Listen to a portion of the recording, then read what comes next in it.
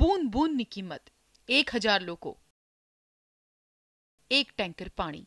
સંખેડા તાલુકાના માલુ વસાહતમાં લોકો બારેમાસ પાણીની સમસ્યાથી ઝઝૂમી રહ્યા છે. ગામમાં 1000થી 1500ની વસ્તી છે, પણ પાણી માત્ર એક ટેન્કરમાં જ આવે છે. પાણી માટે લોકો સવારથી સાંજ સુધી મીટ માંડીને બેસે છે, ત્યારે માંડ લોકોના નસીબમાં એક બેડું પાણી આવે છે.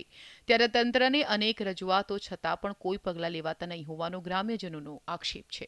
ના સાહેબ, હેડપંપમાં કોઈ હેડપંપ તમે તપાસ કરો, મોટરો સાહેબ તપાસ કરો ને પાઇપલાઇન આખી સાહેબ ચેક કરો. ટેન્કર સાહેબ એક આવે છે આખી વસાહતમાં 2-3 હજાર માણસોની અંદર. અધિકારી સાહેબ શ્રીઓને નર્મદાના કમિશનર સાહેબને પણ રજૂઆતો ઘણી કરેલી. વળી પછી ત્યારબાદ અમે ગાંધીનગર બી એપ્લિકેશન અરજી કરીને પણ રજૂઆતો કરેલી. ત્યાર પછી અમે કલેક્ટરને પણ રજૂઆત કરી, તો પીવાના પાણીનો પ્રોબ્લેમ હજુ સોલ્વ થયો નથી. ભણવું કે પાણી ભરવું, પાણી આવવાનો કોઈ સમય નથી. નિગમ દ્વારા એક તરફ ગ્રામ્ય લોકો માટે ફક્ત એક ટેન્કર મોકલવામાં આવે છે, ત્યારે આ ટેન્કરના આવવાનો કોઈ ચોક્કસ સમય પણ નથી.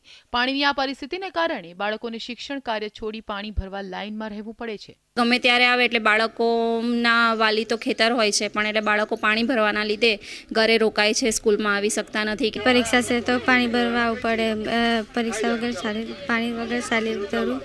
એસી ઓફિસમાં બેઠેલા અધિકારીઓને કદાચ અંદાજો પણ નથી કે પાણી વગર જીવન કેટલું મુશ્કેલ છે. ત્યારે જોવું રહ્યું કે તંત્રની ઊંઘ ક્યારે ઉડશે અને લોકો સુધી પાણી ક્યારે પહોંચશે. Jameel Pathan, ETV news, Chhota Udepur.